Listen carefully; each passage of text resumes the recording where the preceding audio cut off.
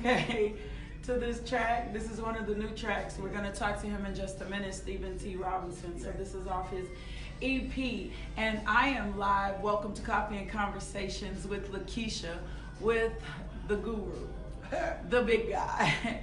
He's been in the game so long, Reverend Dr. Deacon Doug. That's what I feel like I should say, but Reverend Clarence Thornton, thank you and welcome to Coffee and Conversations with LaKisha. Thank you. I'm glad to be here. Thank you. No, I appreciate you so much. I don't think people know your repertoire with music, but I have to start with you with every question that I ask everybody else. Okay. Who is Jcloves? Wow. Really? Mm-hmm.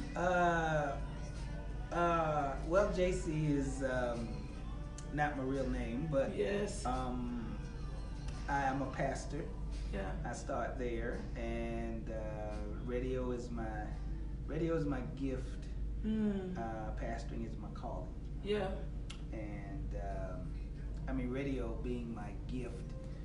I was just gonna say, explain that. That's big. Well, it's like a friend of mine, Roger Doan, with the Doan. I know Roger. Doan family. Yes, you know, yes. Roger said he could hang a door to sleep, you know, because he comes up in that construction thing. Yes, and yes. he said, so that's really, and so that's how radio is to me. Yes. Radio is like, I can do that, you know, and it's like, it's easy to me. Yes. It's because it's my gift. Your gift makes room for you. It does. That's what scripture says. Yeah. And so this gift has always made room for me to do my calling, which is to pastor. That's big. Yeah. How long have you been in radio? I said my first time I cracked a mic was. Yes. So, yeah. Okay. And I started, the first time I ever cracked a mic was right here in Little Rock I'm trying to think if I did, I did at KABF community radio station. All right. How did you know radio was for you?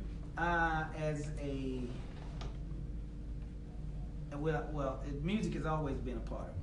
All right. And so growing up, I would always listen to the radio. Okay. And always, but I would always listen differently to the radio. Yes. I am of the age. Yes. Many of your people are probably not, but I'm of the age where black stations, a lot of black stations did not exist. Okay. And so there were, but there was probably one black station in town. Wow. I grew up in D.C. Okay. And so a lot of the music I heard was broad because, you know, you got to listen to black music, but at certain times of day. Yeah. And You also have a very unique story. I want to pause because you said you grew up in D.C., right? Right. This is what I need to, that the most probably overwhelming or dopest part of my story that I've learned, or your story that I've learned, is you got saved late. Yeah. Right? You don't have the testimony, I've been saved all my life. Oh, no. How older were you when you accepted Christ? I was actually in the military. I was 20, 21, somewhere in there. Okay. Yeah. Yeah. And we consider that late on the scene. That is. Because most of us been born in the church. Right. Most of once us. you've started to mold your life. Yes. And you've started to mold your personality, and it's not too late, of course. Yeah. But it's late. It's Yes. late. And It's never too late. So don't think you're ever too late to be saved. It's never too late. But within 5 years, I was pastoring. So. My God. Yeah. So you made a transition from not even being saved. Yeah. To 5 years later. See, when I got that's the thing. That's the thing about it. And I tell people this all the time when I talk about when I got saved, I was late. Yes. But I had done a lot of things. Yeah. And so when I got saved, really saved. You know, yeah, it wasn't partially saved. I wasn't messing around. See, I wasn't, you know, I got changed, and I was no longer who I was. That's big. And so I was gung ho on that road. So once you're there, once you've made that identity, once you've accepted your righteousness, once you get it, when you get it, you'll take off. And you're bold about it. That's so big. That's so big. So let's fast forward a little bit because the radio thing, before we talk to, I call him Travis, Yeah. Stephen T. Robinson. This radio, this music thing, this is your niche. Yeah. I'm a baby to this, Yeah. right? You're grooming me in this. I'm learning to have an ear for music. You're gonna send me to some workshops next year so that I can mature a little bit, because I don't understand some of the culture. Whoa. But you have a great ear for music and artists. What are you thinking about all of the different new genres of music we're starting to see right now on the gospel scene? It's odd. I was having a conversation with one of my, well, he's not a mentor, he's a colleague, but he taught me a lot. Torius Harris. He's in Jackson, Mississippi, with the Hallelujah station there, and him and I were having a conversation just yesterday about the state of gospel music right now, and some of the artistry and things that we're hearing. And one of the things we both conclude, because we program the same, Torres and I. Yes. He programmed the station, the Hallelujah station in Jackson. I programmed the Hallelujah station in Little Rock. Yes. And under his tutelage, by the way. And Yes. He left and went to Jackson. But anyway, with one of the things is we both noticed today is, this is kind of hard to say, but there's no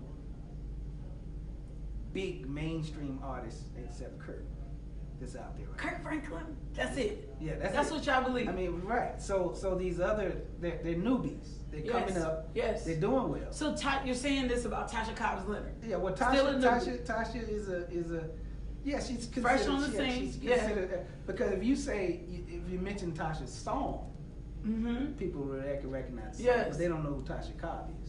As a person, as a musician, artist. or as an artist. As an artist. Because that's different. Yeah. Right?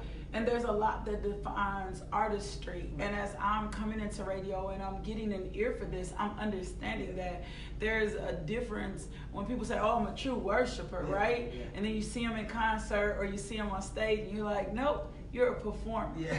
Right? Yeah, right. There's a difference between a Right. performer and a worshiper, because a worshiper will let that thing go absolutely everywhere. So with that being said, Well, let me explain what I'm saying, because you can contrast that okay, with when I was coming up, Yes. new in gospel. There was I mean, oh God, there were all the quartets, but then there was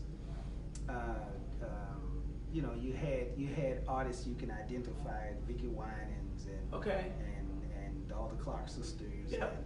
and the Thompson Community Choir, and people who were definitive Andre Crouch and all these people. Hezekiah Walker was a new kid. yes, Kurt was a new kid. Mhm. All these other people, Dorothy Norwood and all these, Shirley Caesar, Yep. they were definitive artists. yes, And people recognized them as artists. yes. And that made a difference, right? And right now, trying to figure it all out, we were having a healthy debate on the radio, whether or not Arkansas was only sold out to quartet music. And Pastor D made a post, and we found out it was kind of divided there. It wasn't just people were sold out to quartet as she thought, right? And it's not. I heard that when I first got in the radio in Little Rock. Yes. It was, Arkansas is a quartet town. No, it's not. Yes. There's a lot of different people here Yes. doing a lot of different stuff, singing a lot of different music. Yes. And so here's the issue. Here's what I found out over 30 years of doing this. Yes. That people who like what they like what they like. And Yes. that means that so when you're listening to the radio or on the radio, here's what I have to tell announcers when they're new. Yes. Is you have to be careful. He rolled your eyes at me. Y'all see that? He rolled his eyes at me. I'm just saying, you have to be careful Yes. not to personalize what you're Oh, that's presenting. so good. Yeah, that's good. Okay, so And sometimes we get song, personal. every Yes. song I play, Yes. I don't like, Yes. but I know that the people like it. Yes. And so what happens is, here's what happens on my show. It's always been this way, even when Donna Creel, me and I. Yeah, because you go way back. There's some history there. So here's what has always happened. And what has always happened is this. People who like quartet music say we don't play enough quartets. Yes. People who like the choir music say we Yes. play too many quartets. Yes. And Yes. people who like now this new genre coming up, Yes. We call it praise and worship. Yes. Who like that say we don't play enough of that, or we, and it's always because you like what you like. Yes. And you hear what you hear. Yes. And when you don't hear, whenever you turn on the radio, you want to hear what you want to hear. Yeah, and nothing else. And people who like quartet, when they turn on the radio, if they hear anything outside of a quartet, they and so that makes those who are on the radio, who are in that genre, play quartets back to back. So let me ask you a question. But then you alienate the rest of your audience. No, that's good. Let me ask you a question. Because you own JoyNet. Right. You're affiliated with Rejoice Little Rock. Right. What do you say when people say radio is dead? Yeah, well, because it's not dead. No, it's not dead. It's okay. Here's the deal. Al Hobbs told us at the Gospel Music Workshop, it all begins with a song. A song is a good song. Yes. Think about the book industry. Yes. The book industry. Books are not dead.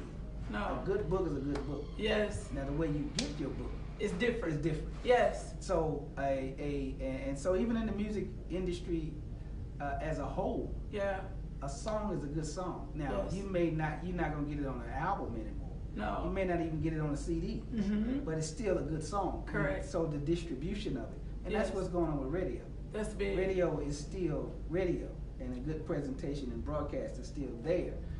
You just get it different. You get it on the internet or podcast or whatever, but you get it different. So let me ask you this: how does an artist, right? Because Stephen T. Robinson is about to raise break. He's already out, right? The EP is out. We're hearing the songs. Right. We've been listening to the song. How does an artist make impact on radio, in your opinion? Well, actually, is it is it us the DJs right, that make the difference, right? I talked to Vicky Winans. I was interviewing Vicky Winans. Yeah. I said See, y'all don't know his repertoire. Hold on. They don't know you know the big names. Okay, go ahead. Anyway, talking to Vicky Winans, and I asked her because she had, Vicky Winans was known prior to the last few projects that she put out as yes. more of a contemporary artist. Yes. And then she put out this Long As I Got King Jesus and yeah. How I Made It Over. And I said, Vicky, what are you shifting genres? Yes. She said, I'm gonna let y'all worry about that. I'm just gonna do what God told me to do. What God and so, told me to do. as an artist, I would say, just present what God wants you to present, and let us worry about where it fits on radio and how to make an impact on radio. That's good, and you're really good at that. Like, you'll slow us down. We want to hop into something new, and you're like, we're not playing that yet, or we're gonna build that yet, right? Or we're gonna listen to this for a while. And sometimes when we're sitting in here and we're all listening, when someone sends us a song and they're like, "Wait, we want you to play our song," and we listen and we like, we're gonna put this in the rotation, right? This a little newer. They need a little bit more work to do.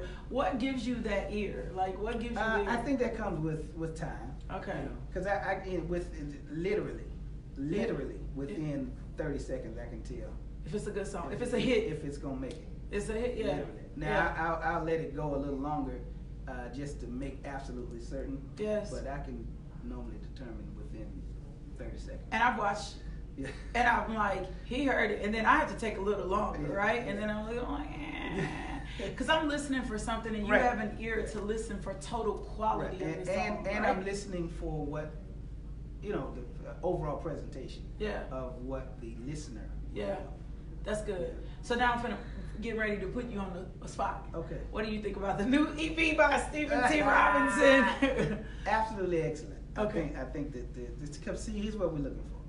There's three things: presentation, publishing, and production. Yes. Okay. Presentation means that how did they take the time to put in the presentation? That's good. Of the product. Yes. Okay. Yes. So once they put in the presentation of the product. Yes.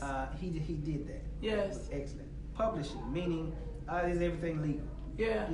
The BMI and the ASCAP and it's more work to this than people think. Yeah, the barcodes and all that stuff. Yeah. Is it legal? Yeah. And then lastly, production. So now I can't hear the song until I get to the right presentation. Yes. So in other words, if it comes in the wrong packaging, I'm not going. Yes.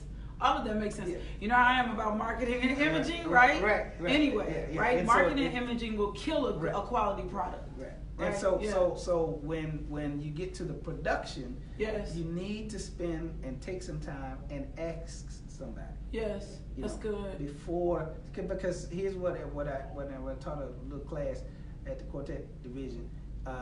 Here's what. Once I get it in my hand, yes, I can't help you. Yes, it's done. Yeah, it's over. It's over. That's so all big. I can do is now. I don't want to use the wrong words here, but I can only scrutinize it based on what is there. Yes. And we can't adjust anything because you've big. done it. You've mixed it, mastered it, and everything, and it's in my hand now. Yeah. So you need to ask somebody before that process. That's big. And make sure you're talking to the right people. Yeah. And you're understanding the process. That's big. JC, I appreciate you. Yes, ma'am. Thank you for giving us this tidbit of expertise. Y'all hold on just a second. Stephen T. Robinson is coming to the set next. And we're going to talk to him about 25 years of anniversary. We're going to talk to him about musicianship. We're going to talk to him about family and a whole lot more. Y'all say big ups and thank you to JC Love for tuning in and giving us his professionalism about how to be successful in radio. If you didn't know this was the man, I'm telling you, he's the man. You may not, people think he died out. He ain't died out. He's just building strong. What he's doing now is smart things. He's building a team. Thank you, JC. We appreciate you. All right, thank you. Okay. He's telling y'all bye. Now, up next, we have coming to the chair of Coffee and Conversations with LaKisha. I'm always emotional because he's my big guy, and that's Stephen T. Robinson, and we're getting ready to talk to him about a whole lot more. So, Stephen T. Robinson, welcome. Hello. Look like you got a good fresh cut. Look like you got a good fresh cut. We appreciate you. A little late here. That's okay. That's all right. Shout out to Matt. That's your cup. Big shout out to Matt. Matt, we appreciate you. We thank you for taking care of him. And we are back on the scene. We haven't been together in over a year. A long time. I know. I saw the year anniversary call. You look good. So like your beard look good. I'm like your beard look good. This interview is always personal for me. So welcome to Coffee and Conversations. By the way, with you're doing LaKisha. a phenomenal job. Oh, thank you. God is growing it. God is growing it. Oh yeah, yes. Yeah, I'm learning editing and stuff right now. Yeah. So we're gonna start out, and I need to start out. Even though I asked you this question in the season before, I need to ask you this question now because what I've found is as we evolve, Yes. right? Right. Who we are begins to look different. That's right. So I'm gonna ask you, who is Stephen T. Robinson? Stephen T. Robinson is a servant of God. I'm humble. I have a testimony of where God has brought me from. And everything I do, I give God glory and credit. Yeah. I'm a husband, a father, pastor, so many hats. But when you get through with that, I'm just a servant of God. That's it. That's big. So let me tell you. Oh, that's big. So I was watching Overcomer. I'm going to go ahead. I don't usually plug anybody, but I was watching Priscilla Shire's movie. And in the movie, the man asked he was like, who are you, right? And he named all these roles. Right. Christian was the last thing that he named. Wow. And the man said to him, he said, so when I take all that away from you, right? Right. Then who are you? The things of God were the last thing he named. And so I'm just super excited because you named the things of God the first thing. First, that's who I am. That's who I am. That's more important than anything. So tonight kicks off 25 years. My God. 25 years. In ministry, right? In ministry, preaching. I'm so excited. Yeah. I started in 1994 at Zion Road, same church. Yeah. It was wall to wall. I was nervous. Yes.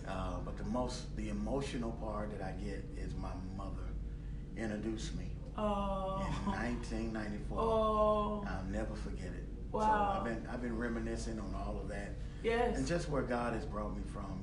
It's been a journey, but the most powerful thing is I'm glad I said yes.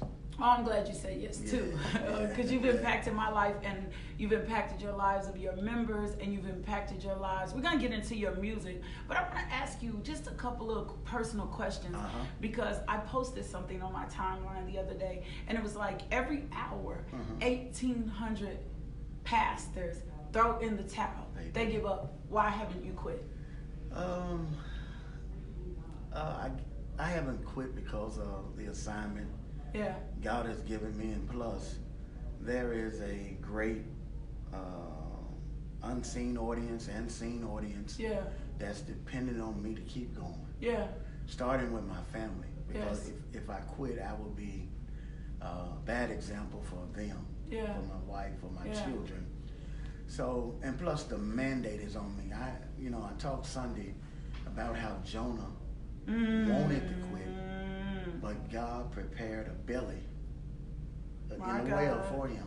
Yeah. Because if you think about it, That's so big. he told the people, throw me overboard, My God. and the storm will stop. So he really was saying, Don't make me shout. really, I'd rather die than do what God is Don't telling make me to do. shout. So, and that's why preachers feel like that sometimes. Yeah. Because the mandate that's on our life to do what we do, to love in spite of, Yes. to preach in spite of. Yes. We are made out to be this Superman, like We're not. nothing, ever bothers us. And behind the scenes, we are about to lose it. So let's be real, because you just opened up the door to something I was going to ask you. Yes. It's so real, because it's not that we don't ever want to quit, right? That's right. That's right. It's not that the pressure It's isn't not on. that. And I always use the term, a lot of us are walking wounded. Oh, Like that's the, so true. the call is Oh, there, that's the so true. mandate is there. That's so We true. can't give up That's on the right. call, but we are walking That's wounded. right. We That's have right. so much suffering. So much. That's right. Right? That's Behind right. the scenes. Not to mention the persecution, Oh, right? That comes. It comes with it. Right? And we trying to get past the suffering, and we trying to get past the persecution. Yes. And those things impact us. And for some reason, I think people think when we sign up and say yes, that's the, like, we the most happiest people ever. Sometimes we have to talk to the Lord and say, okay, help me get out this bed today. I'm trying to tell you. Right? Help me go on Sunday morning and preach this word. Yeah. Because I don't want to go. No. So. Especially if you lost your mom. That's right. You've That's had right. other transitions in your life. You That's have right. adult kids, and managing kids in ministry. Oh, my man. God, you and I could do a whole episode I'm on telling you. that. I'm telling Right? you. Yes. But because we are full of faith, That's right. because we smile, That's right. because we keep moving forward, it doesn't mean this isn't difficult. It right? doesn't mean we don't hurt. No. We haven't been wounded. No. I'm telling you. Yeah. And sometimes by those that are closest to us. Oh, that's the most horrific part of it, is those, and even Jesus talked about the person that dips his hand in the bowl with you. It's the ones that hurt you the most. Yeah. So that's the most horrific part of it. So. Because if they haven't bought into, you're going to make me go there, so I'm going to go there. Because if they haven't bought into your vision, That's right. if they don't understand the call, That's if right. they don't understand the value who you are, That's right? right. That's right. If they become too familiar, and I know that's hard, like with your husband, your wife, your kids, Yeah. your family member, but if you become too familiar Too calm. and forget the Yes. anointing on That's my right. life, That's right? right. That's The right. enemy will use you to destroy me. That's right. He will. Right? He will. He will use That's you to right. pick at me. He'll That's use right. because he knows you have a place in my That's heart, right? That's right. And That's right. I think for me in ministry and what just I've seen with you and others is probably that's the hardest It part to is. keep moving forward, the right? hardest and the most hurtful part. Yeah. It is. Yeah. And so what's your ways you bounce back? Like, I have to get gangster with the devil. You really do. Yeah. You really have to take it by force and let the enemy know, hey, I've been called to do this. I've been anointed Yeah. to do this. You're not going to rob me of my assignment, Yeah. of my blessing. You just got to have a conversation with self sometimes. Yeah. To motivate your own self. Yeah. You really do. Yeah. Because if you don't, it's easy to say, hey, I'm done. Because sometimes there's no one to motivate you. Come on, talk. And sometimes there's no one you can really even talk about the pain you're in, especially when you're in one of those moments where the Lord say, don't say nothing. Don't say nothing. Be silent. Be silent. Yes. So then you can't even communicate That's how right. you feel. That's right. Right? That's right. Right? That's big. Yes. So there's something that I know about you that other people may not know, Mhm. but I know this. You served under your father's leadership. Yes. Yes. And I will tell you this, I know that you served. And I know that when you served, I never saw you dishonorable to your dad. Never. I never saw you buck your dad. Never. I never saw you question his leadership, not Never. publicly. Like, if you had some questions, it may have been behind the scenes. But I never ever saw you. I saw you honor your dad. And because of that, I've seen God elevate you in life. How big is honor to new pastors that are on the scene? Because the word tells us to honor those. It does. And we're losing honor these days, It right? does. It does. We're supposed to honor elders. We're That supposed to is- honor pastors. We're that's supposed to right. honor teachers. That's We're right. supposed to honor those in ministry. That's right. And that's something we're losing. Yes. What value or what thing would you tell someone about coming into ministry, or even not just those coming into ministry, members, about honor? How important is this honor? Honor is so important. That's what, a lot of people in the second seat don't understand the first seat. So you have to honor the leader, whoever your leader. Yes. Mine was my father. Yes. So I honored him. I had people that would come to me and say, hey, I like your preaching better than your dad. I said, no, we have one leader. One leader. Don't compare me and my Yes. father. Yeah. We're different people, and he's our leader. Yes. Because people will try to come between you and your leader. The spirit of strife is so divisive. That's it. Yes. And that's what people would do. So I honored him. And as a result of me being faithful, I was able to make it, and I was blessed to be able to move from the second chair to the first chair. Come on. But you honored the first chair. But it depended on how I responded in the second chair. That's how a whole I supported. That's a whole message. Because in Luke, I believe it's chapter 12 or 16, it talks about if you have not been faithful in what's another man, come on, how can God give you your own? How can God give you your own? So you have to be faithful in another man's. Yeah. And then God can trust you. Yeah. So he was able to trust me. Yeah. And I was able to take the reins of the first chair. Yeah. And that's big. And I think that the part for me, I needed to make sure we communicate. Because I watched it. The Lord, I was praying about this interview today, and the Lord was like, you watched him serve in that second chair faithfully. Yes, you did. You watched what that looked like for him. And I remember your transition. Yes. We know you went through some divorces, you know what I'm saying? Because you were still trying to figure yourself out, right? Yes. But at the same time, you did not lose sight or vision or honor for where you are. And I just want to say big ups, because I know that's why things are moving for you the way. And people will say, well, I don't know why he got blessed, or I don't know why that manifested. But it's because you made a decision to be in service to your dad. Even as he was getting older, even as he was making transitions, you tried to make that transition as smooth for him as possible. That's you ain't do no hostile takeover. I didn't. You did. I'm telling you. Not at all. And I know that makes the difference. I was faithful, yes. So let's talk a little bit. I like a little bit of vulnerability. What has been the most difficult place that you've had to push past while pastoring? The most difficult place would have to be the place of the comparison of me and my father. My God. You talking about a place. Come on with this honesty. It's very transparent. Yeah. It's a place where I really was upset with God. Yes. That you would allow me to pastor such a people that would keep comparing me to my father. Yes. But would not allow me to implement and be the Joshua of the new generation. Of the new, come on. So, inheriting your father's, see, a lot of people came to me and, oh, that's blessed. You didn't have to go off. You didn't have to do this. You got your father's church. But they looked at it as a blessing, but it really can be a curse. My dad did it. And I know how difficult it was for him. So you know how difficult it was. Yeah, I know how hard it was. So to have to inherit a people that's been used to your father. Yes. I had to question God. And there were several leaders that I would talk to that had been there. But none was more profound than Bishop Joseph Walker, me speaking to him. Yeah. And Bishop Joseph Walker told me this. I told him what I was dealing with. Yes. And I'll never forget it. This blessed me. He said, when you've been in a marriage for so long, wow, and then there's a divorce, yes, he said, consider the breakup between your father and his members. It's not easy to take on another relationship. And here you are, the new guy coming in, even though you're the son, you've been there. It's still a new relationship. So you have to allow those people to heal from the breakup. And now I can honestly say that was a rough time, but this 10th year now, I can say that God's people are allowing me to lead. That's with good. No resistance. That's good. You know what I'm saying? No rebuttal. Yeah. Pastor, whatever you want, we're following you. But I can't say that in the beginning. It wasn't like that. And now you see the cohesiveness, right? I do. And you see the flow. I do. Because when there is strife, when there's dissension, when there's when people don't understand what God is telling you, and even if you've made a mistake, right. Even if you've made a mistake, people who won't let you be governed in truth, or let the God deal with you in your mistake.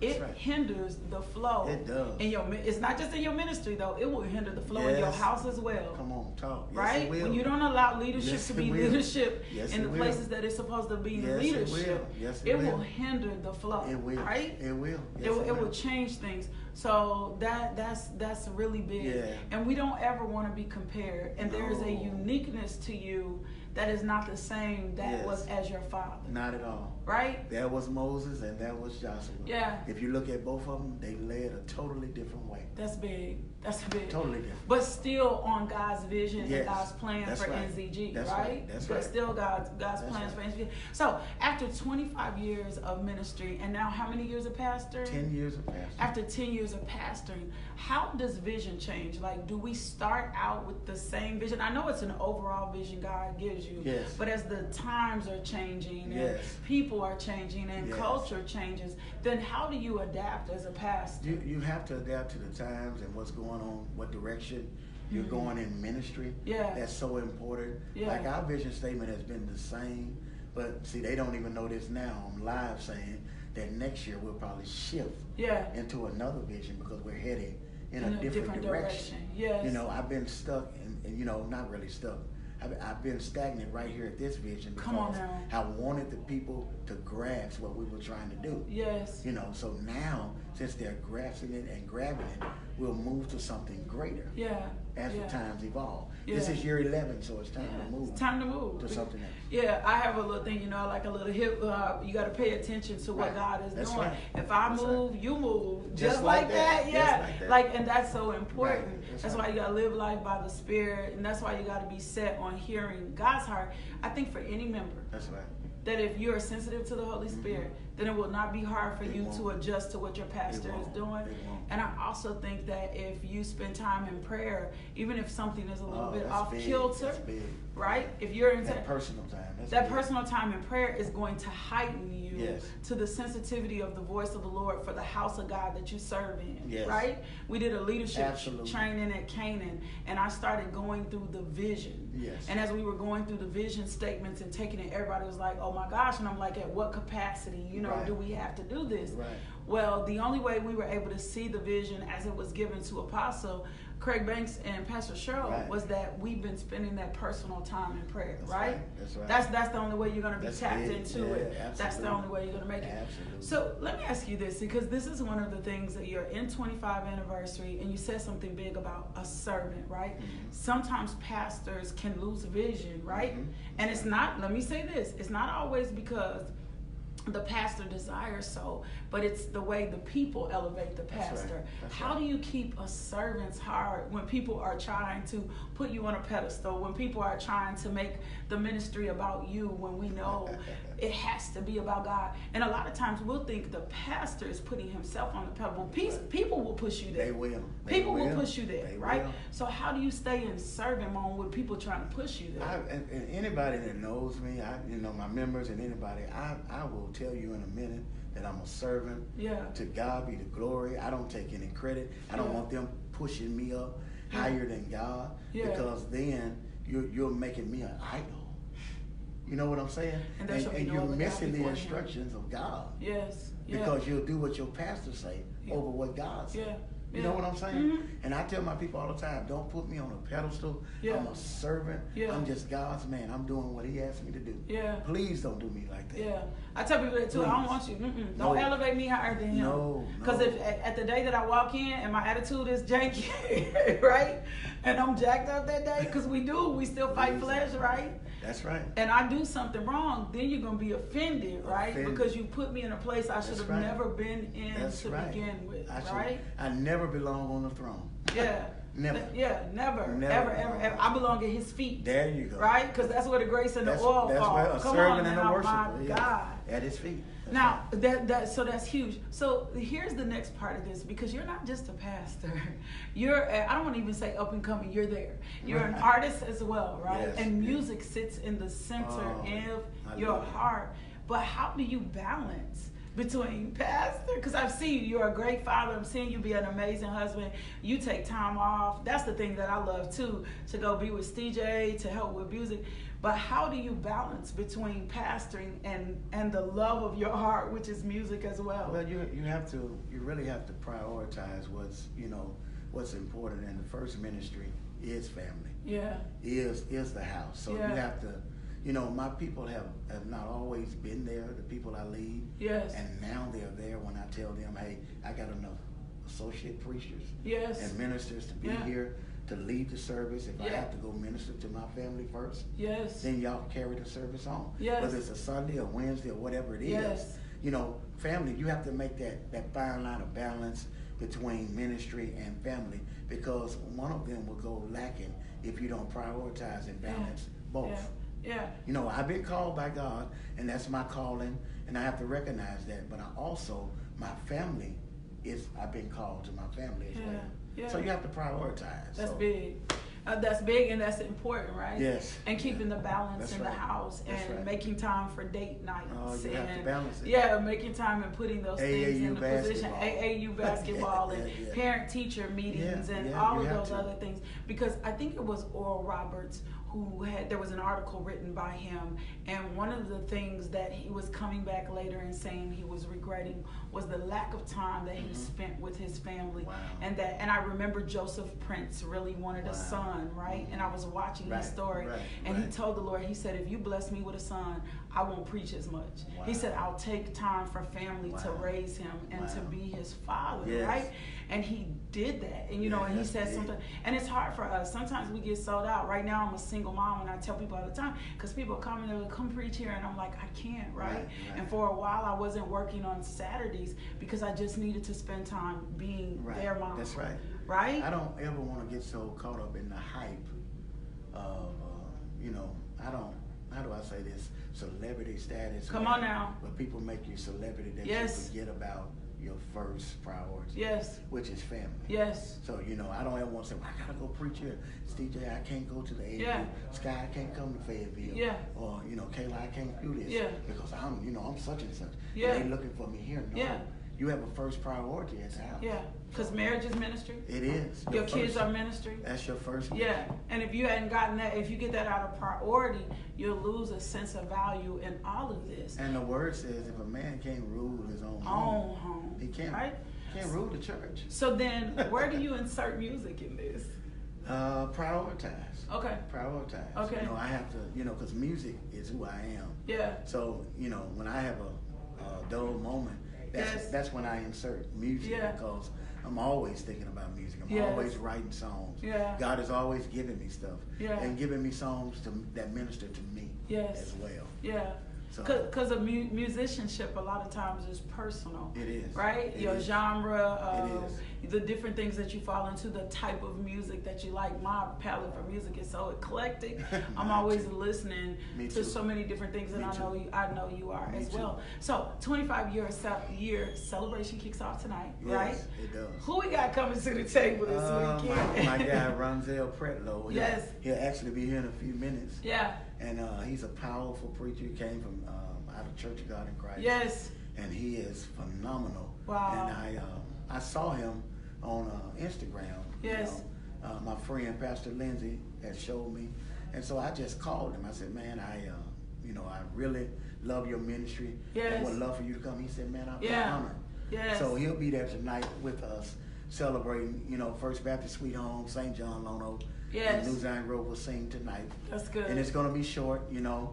I'm not going to hold people long. Get straight to the word so we can get out the rest of the week. That's good. And then Thursday? One of the preachers in this country. He's 25 years young. My God. And he's one of the most sought out young preachers in this country. Pastor John Terrius Tate.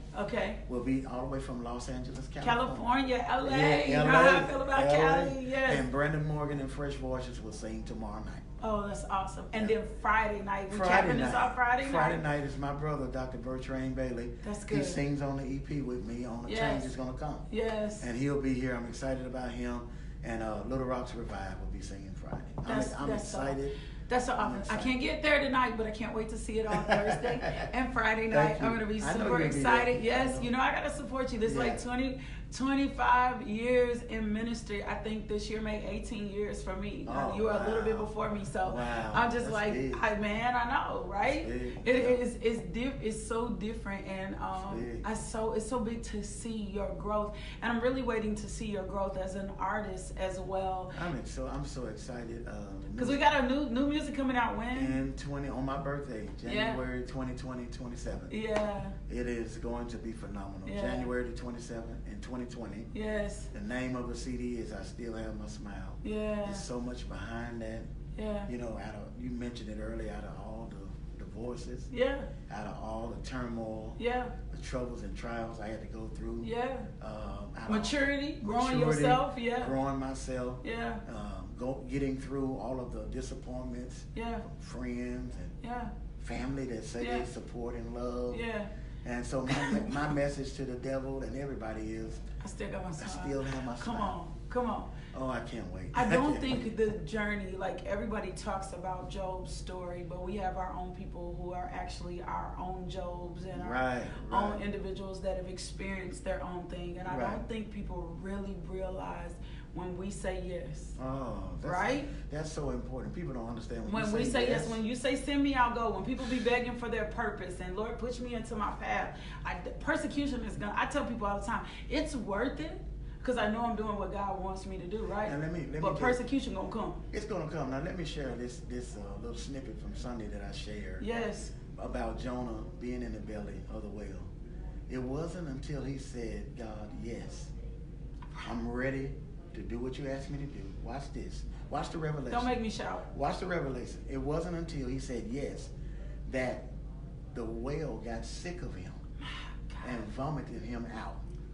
Which suggests to us that when you say yes now, that there's going to be people that get sick of you because you said yes. Come on now. To the will of God. Come on now.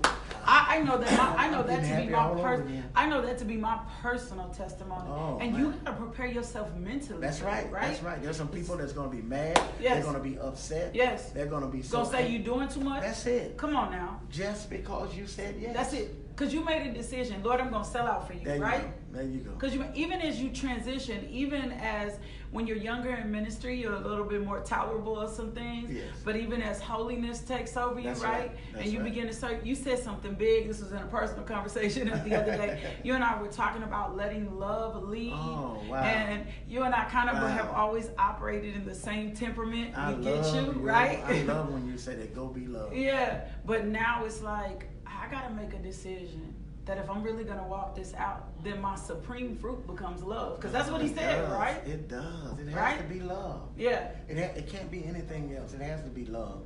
You know, and I tell anybody, if you can't love your brothers and sisters, then this Christianity that you say you're doing, it cannot be real. You lying. That's what the word said. Yeah. There's no evidence of love, you're a liar. Like you're not a Christian if you don't love people. You have to love. And if you can't push past offense. You can't. I got to share one of my father's, one of his biggest wisdom nuggets to me was I saw my father always with people that was argumentative and would always treat him a certain way. Yes. And while I was in the second chair, yes, I told my father, I said, when I become a pastor, I'm not going to let them treat me like that. Yes. I'm not going to let them talk to me. Who do they think they are talking to you like that? Yes. He said, son, I hope I'm living for you to come back and tell me I see why you're doing what you're doing. And I had to go back to my father and say, hey, you were right. Because look, love, here's what the Bible says, I will give you pastors after my own heart. Say it again. So if you gotta don't repeat that. I will give you pastors after my own heart. Yes. So if you don't have the heart of God, the love of God for the people, you will never leave. Yeah.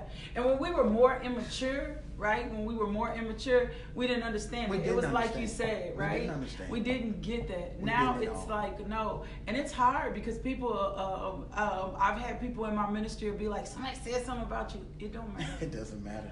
Somebody, well, where are they at? They walk, it don't matter. It don't matter what they say. It don't matter how they judge me. Because my position is I'm going to bless them out my mouth anyway.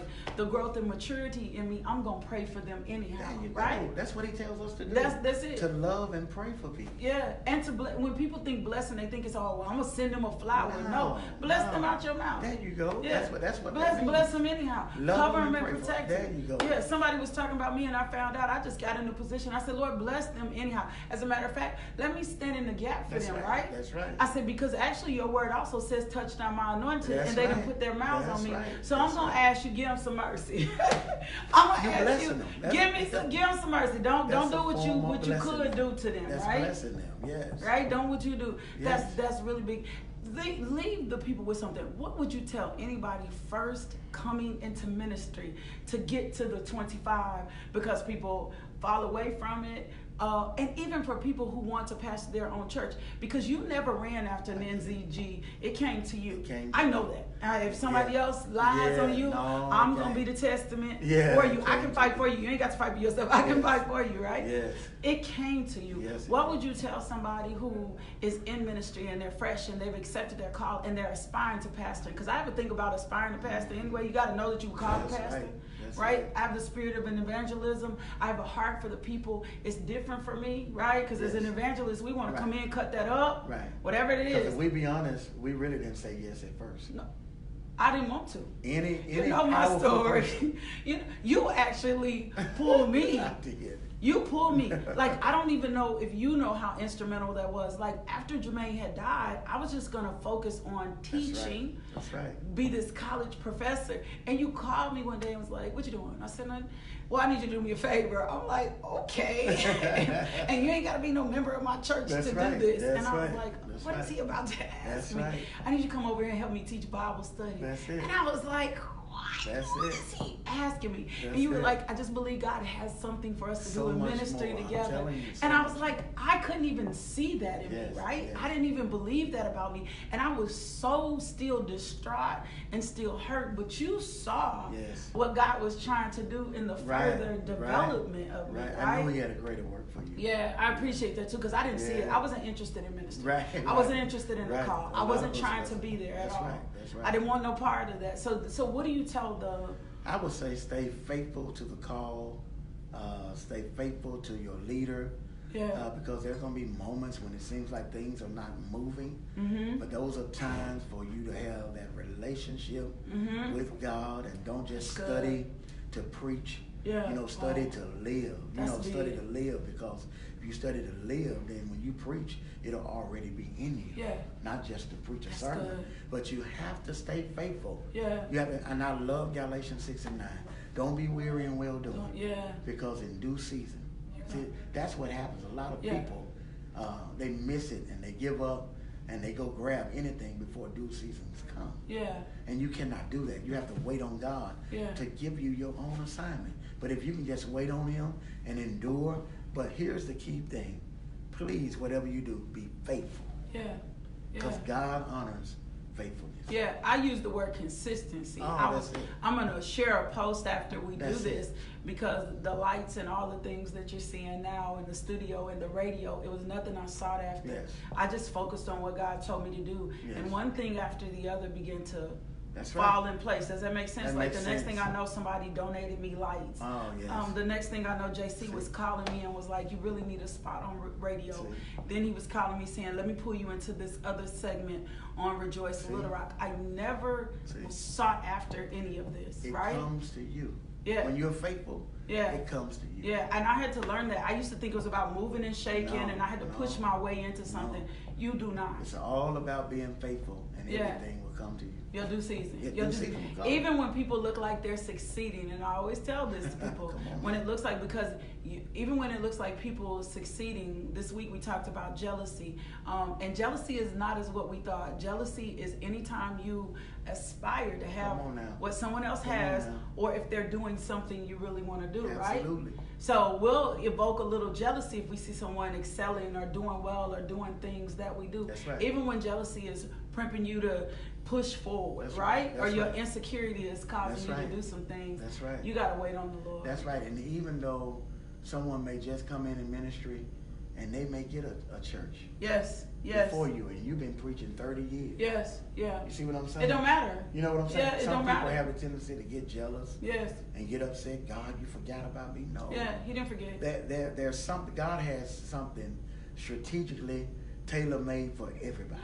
because he also could be pruning you. Ooh, God knows. Yeah, and we're gonna say this and then we're gonna Absolutely. get out of here. Absolutely. He could be pruning you. Absolutely. And pulling out of you Absolutely. weeds and things that you didn't even know was Absolutely. inside you Absolutely. that you can't take with you to the next level. Absolutely. Right?